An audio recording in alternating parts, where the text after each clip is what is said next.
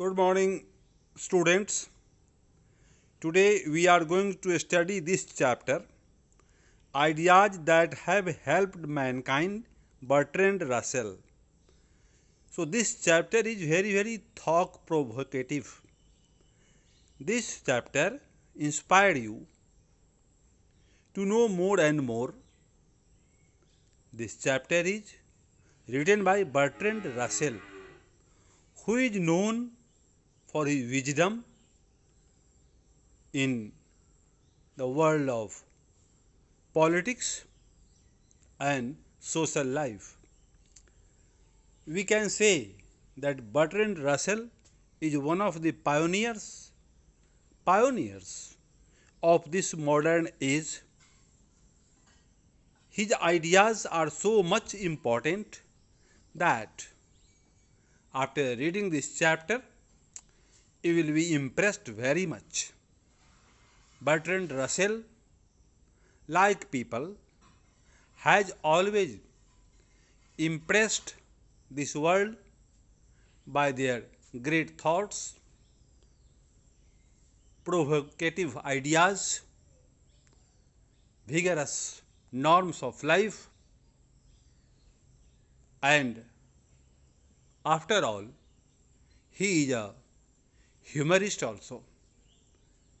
It will inspire you, give you a chance of laughter, and an occasion to think in depth of a matter.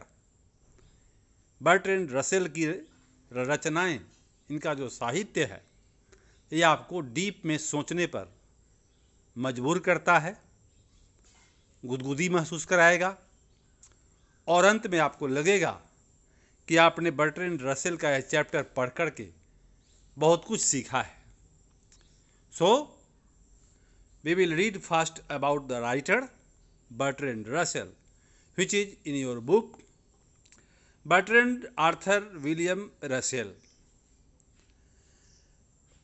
born in 1872, died 1970, a British philosopher. He was historian, mathematician, advocate for social reform, समाज सुधारक, pacifist, शांतिवादी भी, and A prominent rationalist of the 20th century, was a prolific writer. वह बहुमुखी प्रतिभा से संपन्न लेखक थे. He was also a commentator on a large variety of topics. वो बहुमुखी प्रतिभा के धनी व्यक्ति थे. वो बहुत सारे विषयों पर मास्टरी रखते थे और बोलते थे, लिखते थे. हिज कमेंट्स, उन्होंने जो कमेंट किया है, जो आइडिया शेयर किया है, उसमें जो विषय है, दो topics are like sex, marriage, politics, religion, science, psychology, philosophy, socialism, education, Christ, Marx, Buddha, and a host of other topics are pithy and full of candor. He had written on all these topics. Such a versatile personality he had opined on all these topics, and his writing was full of candor. Candor मतलब जोश खरोश, तरोताजा कर देने वाला विचार, ताजगी से भरी हुई उनकी कला. So in 1950, Russell was awarded Nobel Prize in Literature. No doubt, such a personality gets award. He also got award, that was Nobel Prize, for in recognition of his varied and significant writings, in which he champions humanitarian ideals and freedom of thought. In his writings, he champions, he raises the voice of matters of humanitarian ideals, मानवतावादी आदर्शों, and freedom of thought, और अभिव्यक्ति की आज़ादी, चिंतन की आज़ादी उनका टॉपिक था। इसके चलते उनको कुल मिलाकर नोबेल प्राइज से सम्मानित किया गया। As one of the world's best known intellectuals, Russell's voice carried great moral authority. वो दुनिया के मशहूर बुद्धिजीवियों में एक थे। उनकी आवाज़ में एक नैतिकता की पाबंदी भी झलकती है। He was original and provocative in his attitude. उनके विचार किसी का फोटोकॉपी नहीं है। ओरिजिनल एंड प्रोवोकेटिव, प्रेरित करने वाला। In his attitude and clear and forceful in his style. His style of writing was clear and forceful. His writings emphasize reason. Actually उनके राइटिंग में क्या होता है तो रीजन, तर्क, कारण खोजने की क्षमता, इंटेलिजेंस, बुद्धि, ह्यूमन हैप्पीनेस, मानवीय खुशी, peace and liberty. His major works include a history of western philosophy, human knowledge, its scope and limits, authority and the individual, has man a fact and fiction, my philosophical development, conquest of happiness, marriage and morals, roads to freedom, in praise of idleness, why I am not a Christian.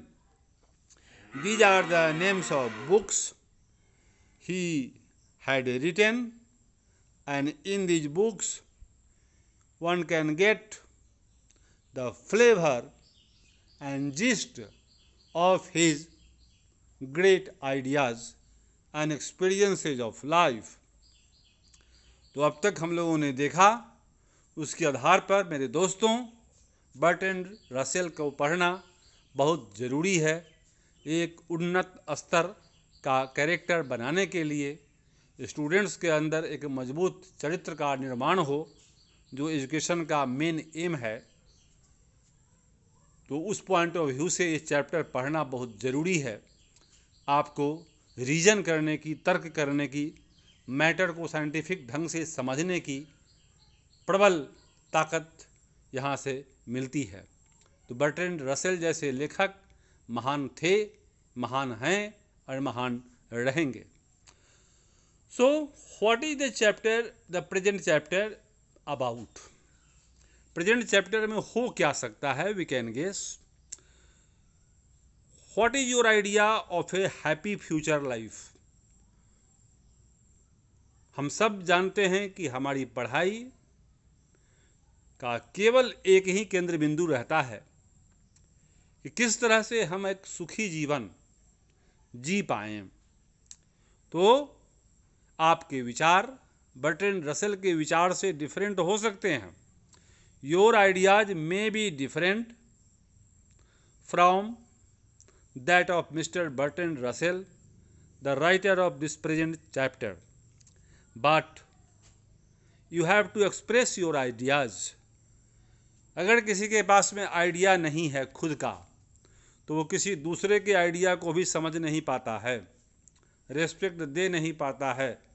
एक जौहरी ही पहचान करता है हीरे की। तो जो खुद पढ़ सकता है वही किसी को पढ़ा भी सकता है। तो ये मेरे दोस्तों, सम स्टूडेंट्स हैव डिमांडेड कि sir how can I get 100% marks? तो my dear friend, there is no key to get 100% marks except that if you will.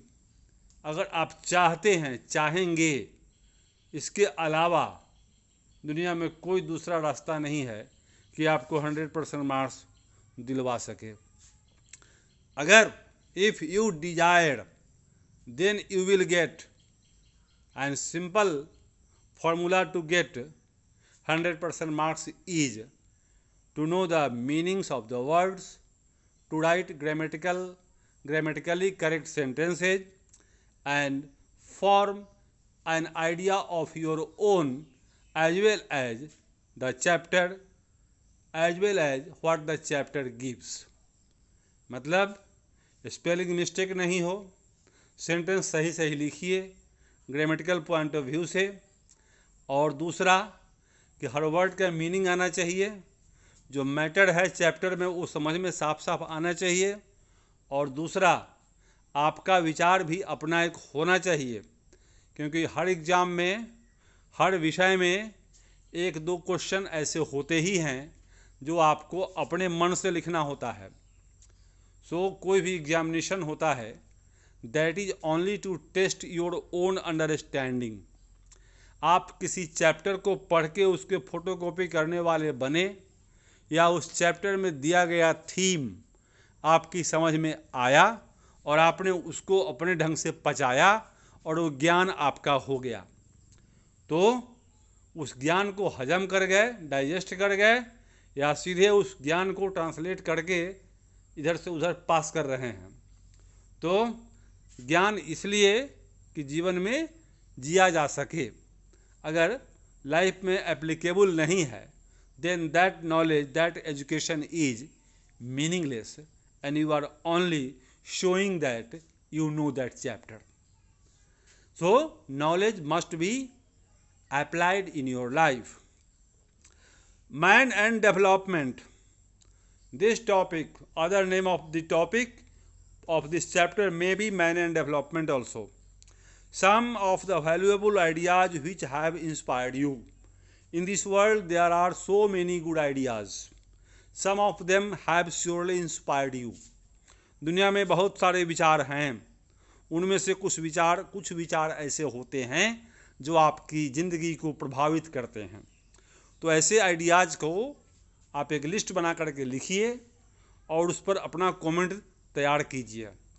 Actually examination में लिखना होता है, तो लिखने में जो नंबर आएगा वो तभी आएगा जब आपके पास एक विचार हो, शब्द भंडार हो, वर्ड स्टॉक और ग्रामेटिकली करेक्ट सेंटेंस लिखने की क्षमता हो आप में। If you are having all these qualities then no doubt in this world that you will get full marks in your examination. So my friend, believe in this thought that word stock, grammatical correction, own idea, chapters idea, chapter का विचार, आपका विचार, grammatically correct sentence, word stock, spelling mistake नहीं हो, good hand writing, only these are the keys of getting a good marks in the exam. यह आपको संपूर्ण number दिलाने में हेल्प करेंगे ये विचार। इसी पॉइंट ऑफ व्यू से तैयारी करें। कोई एक आंसर ऐसा हो जिसको हूबहू लिख दिया जाए और वो पूर्ण हो, ये नहीं होता है। आपको अपने हाथों से लिखना होता है। You have to write with your own hands, with your own pen. So your mind must be developed, and for that work such topics will really be very very helpful. ऐसे थॉट वाले chapter पढ़ना चाहिए, इससे आपके विचार मजबूत होते हैं।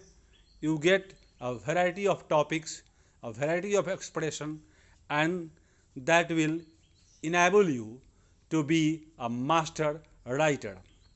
Before we can discuss this subject, we must from some conception as to the kind of effect that we consider a help to mankind. मनुष्य जीवन, मानव जाति को हेल्प करने वाले विचार को ध्यान में रख कर के चैप्टर लिखा गया है। तो ऐसा कौन सा विचार होता है जिससे मनुष्य जाति को फ़ायदा हुआ है, उसकी बात इसमें करेंगे। Are mankind helped when they become more numerous? क्या मनुष्यों की जनसंख्या, पॉपुलेशन जब बढ़ती है तो वे हेल्पफुल होते हैं। और when they become less like animals, और जब उनकी संख्या घट जाती है पशुओं की तरह। और व्हेन दे बिकम हैप्पियर। सारा क्वेश्चन इसमें मिलेगा आपको कि जनसंख्या बढ़ने से आदमी खुशी होता है क्या, या कब मनुष्य कब या पशुओं की संख्या क्यों घटती है, या कब वे खुश होते हैं। आफ्टर दैट, और व्हेन, और कब they learn to enjoy a greater diversity of experiences.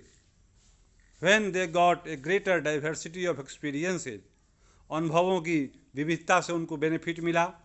और व्हेन, और वे कब सीखे, दे कम टू नो मोर, ज़्यादा से ज़्यादा जानकारी हो, इसकी ज़रूरत को कब महसूस किया मनुष्यों ने। और when they become more friendly to one another, और कब वे एक दूसरे के दोस्त बन गए, करीब आ गए। I think all these things come into our conception of what helps mankind, and I will say a preliminary word about them. Writer is saying that these topics are the topics to be read, because after reading these topics we will be able to know more and more about the process of getting happiness in life. Writer is saying that I will share a preliminary word about them. मैं जो कहने जा रहा हूँ ये बहुत प्रारंभिक बातें हैं। The most indubitable respect in which ideas have helped mankind is numbers. ये निर्विवाद सत्य है कि मनुष्यों को सबसे ज़्यादा हेल्प हुआ है उनकी बढ़ती हुई संख्या से। There must have been a time when Homo sapiens was a very rare species. जब वह समय भी रहा होगा जब होमो सेपियंस भटकते थे यहाँ, subsisting precariously in jungles and caves, जंगलों में गुफाओं में भटकते थे आदि मानव homo sapiens. Terrified of wild beasts, वे जंगली जानवरों से प्रभावित होते थे, डरते थे। Having difficulty in securing nourishment, उनको पोषण प्राप्त करने में दिक्कत होती थी। At this period the biological advantage of his greater intelligence, लेकिन बायोलॉजिकली एडवांटेज है आदमी को कि he is known for greater intelligence. Human beings are known for greater intelligence than other animals, which was cumulative because it could be handed on from generation to generation. यह वंशानुगत है, एक पीढ़ी दूसरी पीढ़ी को ज्ञान अपना पास कर देता है। इस प्रकार से मनुष्य के पास आज ज्ञान का भंडार है। आज 100 साल जीने वाला इंसान हजारों साल लाखों साल पहले से जो ज्ञान अवेलेबल है संसार में उसका मालिक है। क्यों? Because it is being passed from generation to generation and scarcely began to overweigh the disadvantages of his long infancy. और जो वह उसके पास जानकारी की जो कमी थी, इन्फेंसी था, उसकी कल्पना को मूर्त रूप मिला। हिज लेसेंड एजिलिटी एज कंपेयर्ड, बंदर की तुलना में वह कम उछल कूद करने वाला था। And his lack of hirsute protection against cold, और उसमें बंदरों वगैरह या पशु पक्षियों के हिसाब से बॉडी में बाल भी कम थे, फर नहीं था, रुआं नहीं था उस मात्रा में जिससे ठंड से रक्षा हो। तो सारा कुछ एनिमल से अंतर है। Still then human beings are considered to be the best. In those days the number of man must certainly have been very small. उन दिनों मनुष्यों की संख्या, जनसंख्या निश्चित रूप से कम रही होगी। The main use to which throughout the ages men have put their technical skill has been to increase the total population. ये बहुत ही शुरू से आदिकाल से ही मनुष्यों ने अपनी तकनीक का स्किल का टेक्निकल स्किल का यूज किया है कि उनकी जनसंख्या बढ़े, पॉपुलेशन ज़्यादा हो। I don't mean that this was the intention, जनसंख्या बढ़ाना ही एम रहा होगा ऐसा नहीं था, but that it was in fact the effect, लेकिन हुआ ऐसा ही। हमने अपनी सुरक्षा की और सुरक्षा का फल ये हुआ कि आज हमारी संख्या ज़्यादा हुई। If this is something in to rejoice in, अगर कुछ खुशी मनाने के लायक है आपके पास, that is then we have occasion to rejoice, तो वो रही जनसंख्या। तो मतलब कोई भी देश, कोई भी इंसान, भारतवर्ष खासकर अपना, और कुछ नहीं है, जनसंख्या में हम नंबर 1 है। वाह क्या बात है, चाइना के बाद हम ही हैं। तो मतलब पॉपुलेशन हम बढ़ाते हैं और बढ़ाए हैं, ये आनंद का विषय अगर है तो ये मनाने का अवसर हमारे पास में है। We have also become in certain respect progressively less like animals. Line number 3, हम लोग एनिमल से ज़्यादा प्रोग्रेस कर गए। ठीक है, I can think in particular of 2 respect, 2 प्रकार से इसको समझा जा सकता है। First, that acquired as oppose to congenital skills, मनुष्यों ने कॉन्जेनिटल स्किल के अलावा, कॉन्जेनिटल के आगे, मतलब जन्मजात जो गुण होता है उसके आगे भी हमने स्किल सीखे हैं, डेवलप किया है और सीखा है इंसानों ने, उसको जानवरों ने नहीं सीखा। Play a continuously increasing part in human life, इनका ह्यूमन लाइफ में बहुत बड़ा रोल है। And secondly that assuming more and more dominates impulse, और इम्पल्स को, इमोशन को हम लोग डोमिनेट करते हैं। In these respects we have certainly become progressively less like animals. Become progressively less like animals, हम लोग विकास करके एनिमल्स से हट गए, डिफरेंट हो गए। 2 मैटर हुआ, पहला है कि वी रेस्पेक्ट इम्पल्स, हम लोग भावना को इज्जत देते हैं, और दूसरा है कि जन्मजात गुण पर ही डिपेंड करते हैं animals, but human beings they depend on learned skills also. जन्म लेने के बाद भी अलग से सीखता है इंसान, ये उसको एनिमल से अलग बनाता है। Then line number 4, as to happiness I am not sure, happiness के विषय में तो मैं बहुत श्योर नहीं हूँ। Birds, it is true, bird की बात करते हैं, यह सत्य है, die of hunger in large numbers during the winter, winter में मर जाते हैं बहुत बड़ी संख्या में। If they are not birds of passage, अगर वे किसी घर आंगन के बर्ड नहीं हैं तो, but during the summer they do not foresee this catastrophe, लेकिन समर में उनको इस बर्बादी का सामना नहीं करना होता है। और remember how nearly it befell them in the previous winter, गर्मी में वे सोचते नहीं हैं कि प्रीवियस विंटर में कितनी बड़ी समस्या का सामना करना पड़ा था। With human beings the matter is otherwise, लेकिन इंसानों के पास मैटर कुछ और है।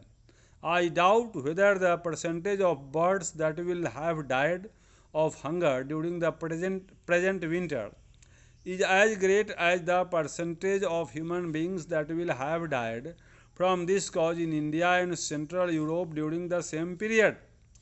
ये बर्ड के मरने की संख्या इंसानों से ज़्यादा है कि कम है, ये पता कैसे लगेगा? ये पता लगाने के लिए ह्यूमन बीइंग क्या करता है कि अपना रिकॉर्ड मेंटेन करता है, लेकिन बर्ड्स वगैरह ऐसा कोई रिकॉर्ड मेंटेन नहीं करते।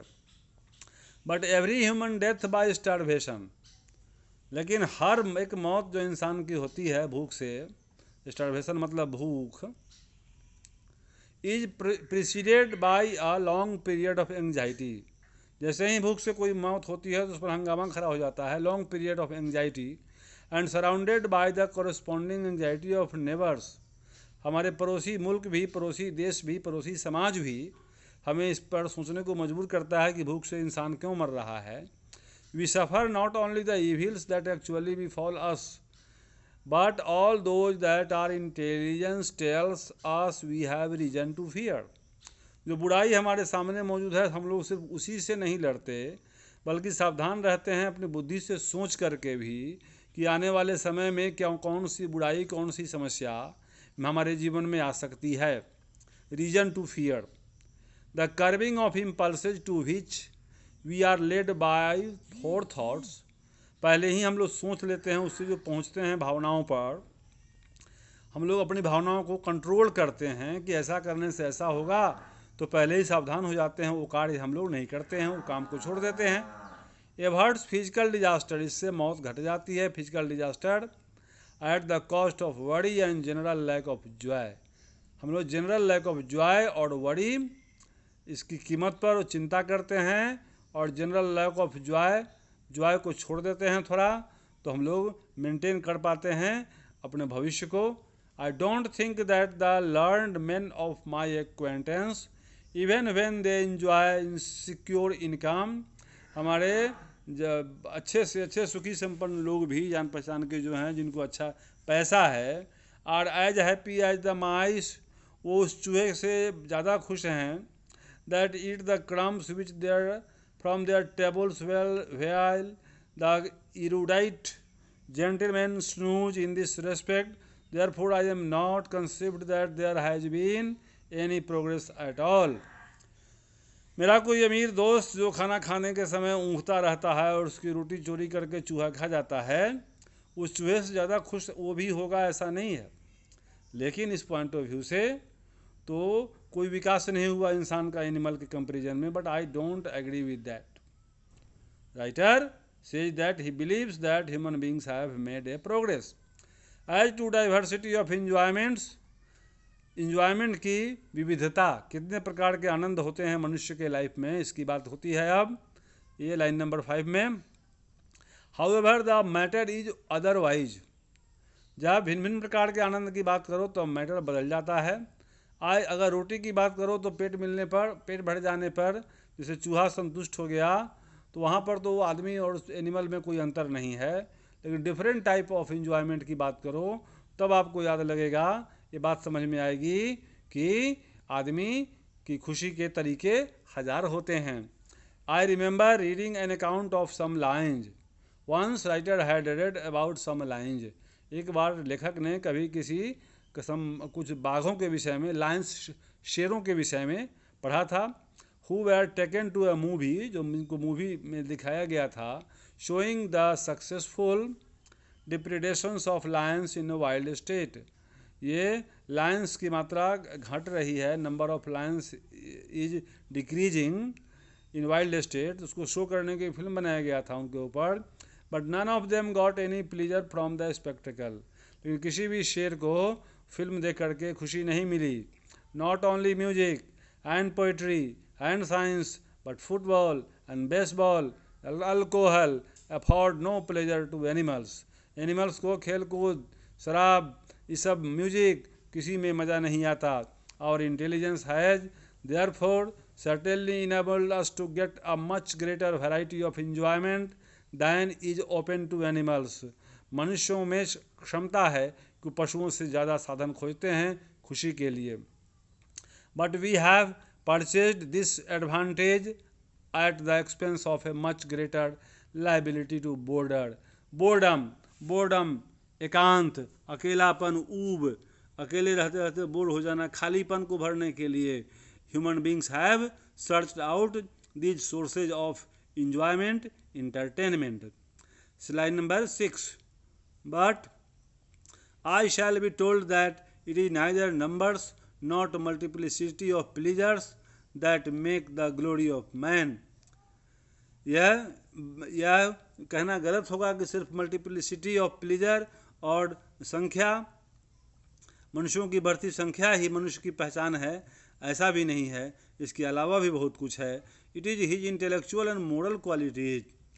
एक्चुअली उसमें क्या है कि इंटेलेक्चुअल और मोरल क्वालिटी होती है। Human beings are known for intellectual and moral qualities, नैतिक गुण और बौद्धिक गुण होते हैं इंसानों में, मनुष्यों में, इनके चलते उनमें ग्लोरी आती है। ठीक है। It is obvious that we know more than animals do, हम लोग ये, it is clear that we know more than animals and it is common to consider this one of our advantages, और इस advantage को ये consider करना बहुत आम है, कॉमन है। Whether it is in fact an advantage may be doubted, but at any rate it is something that distinguishes us from the brutes। हम लोग जानवरों से बहुत ज़्यादा तेज हैं, बुद्धिमान हैं, ये कोई बात नहीं है, किसी को डाउट हो सकता है इसमें, बट ये तो सही है कि ये जो क्वालिटीज़ हैं, ये कौन quality, intellectual and moral qualities they distinguishes separates, यह अलग करता है मनुष्य को एनिमल से। Means in this chapter we read about the importance of intellectual and moral qualities. So my dear friend, now there are some questions for our test of understanding. Ideas help mankind, this is true, ये आपको true है, true पहला वाला true. Survival was never a problem for homo sapiens, ये false था, उनके आदि काल में homo sapiens को जीने में दिक्कत होती थी. 3. Long infancy was a biological advantage to mankind, no true, no ये false, ये false. Man's earliest technical skill was devoted to increasing their population, true, ये true है, for true. Congenital skills play a more important role than the required skills, no, ये false. False. 6. Unlike birds, human beings can foresee a catastrophe, false. 7. 4. Unlike birds, human beings can forethought can avoid physical danger, true. The intelligent qualities account for the glory of man, true. In a secure future, there are neither worries nor lack of joy, true. So my dear friend, this is part 1 of the video. From line number 7, I will teach you in my second video. This is first video completed. Thank you for viewing. Please subscribe, share and like. Thank you for viewing once again. Have a nice day.